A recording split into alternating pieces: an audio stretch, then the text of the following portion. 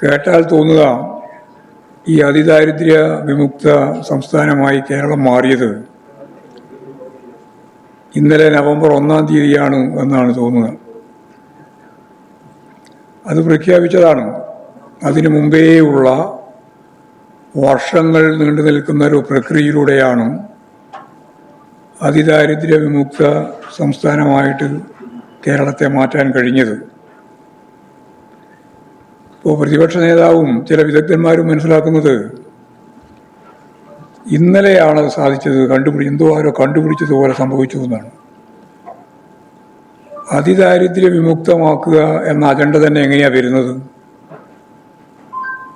അത് വളരെ ഗൗരവപൂർവ്വം കാണേണ്ട ഒരു പ്രശ്നമാണ്. 28%, 30% അതിദാരിദ്ര്യമുള്ള ഏതെങ്കിലും ഒരു സംസ്ഥാനത്തിന് അതിദാരിദ്ര്യ വിമുക്ത സംസ്ഥാനമായി മാറാൻ പറ്റുമോ?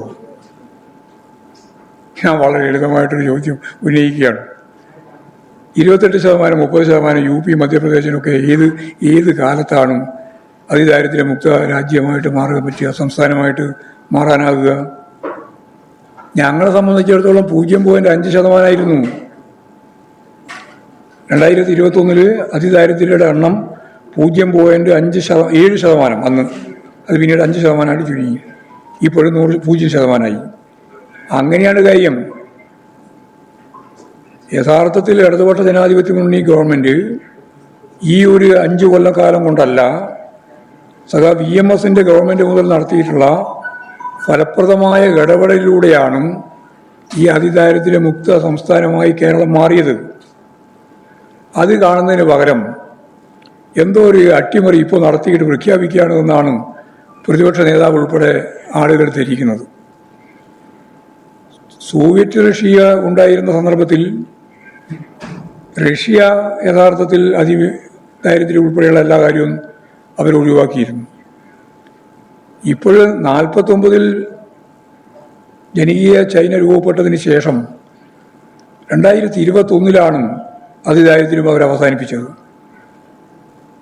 അതിനുശേഷം അതിദാരിദ്ര്യം അവസാനിപ്പിക്കുന്ന ഒരേ ഒരു നാട് കേരളം.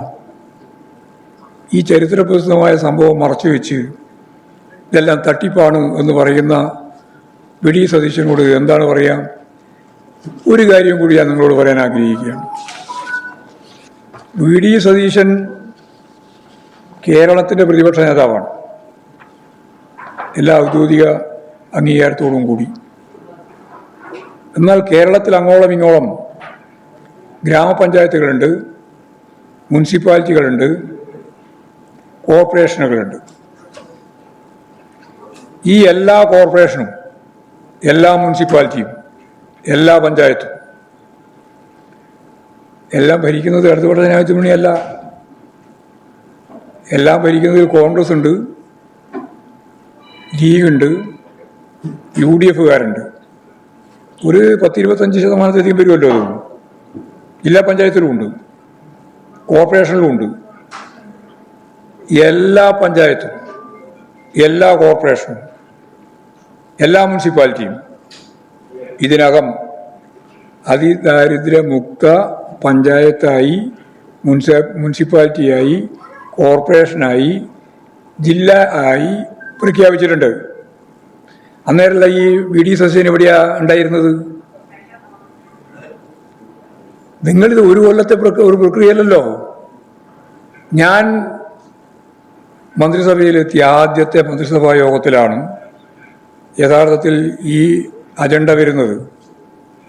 അന്ന് തദ്ദേശ സ്വയംഭരണ സ്ഥാപനങ്ങളുടെ മന്ത്രി എന്ന രീതിയിൽ ഞാനാണ്.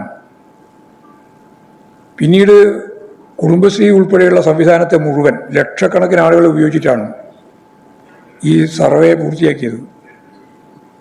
ആ സർവേ പൂർത്തിയാക്കിയതിന് ശേഷമാണ് സൂക്ഷ്മാംശത്തിൽ ഓരോരുത്തരെയും കണ്ടെത്തി അതിദാരിദ്ര്യം അവസാനിപ്പിക്കുന്നതിനുള്ള പ്രായോഗിക പ്രവർത്തനം ആരംഭിച്ചത്.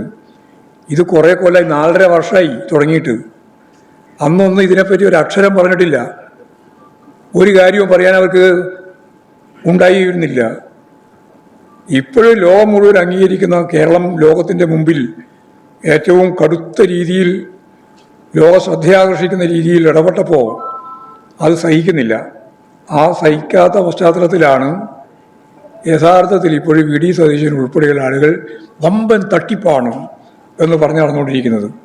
അങ്ങനെയാണെങ്കിൽ വി ഡി സതീശനോട് ഞാൻ വെല്ലുവിളിച്ച് പറയാം, കോൺഗ്രസിൻ്റെ ഉന്നത നേതൃത്വം ഉൾപ്പെടെയുള്ള ജില്ലാ പഞ്ചായത്ത്, കോർപ്പറേഷൻ, മുനിസിപ്പാലിറ്റി, ഗ്രാമപഞ്ചായത്ത് പ്രസിഡന്റുമാർ മുഴുവൻ, അതിൽ കോൺഗ്രസിൻ്റെയും ലീഗിൻ്റെയും ഉൾപ്പെടെ മുഴുവൻ തട്ടിപ്പാണോ?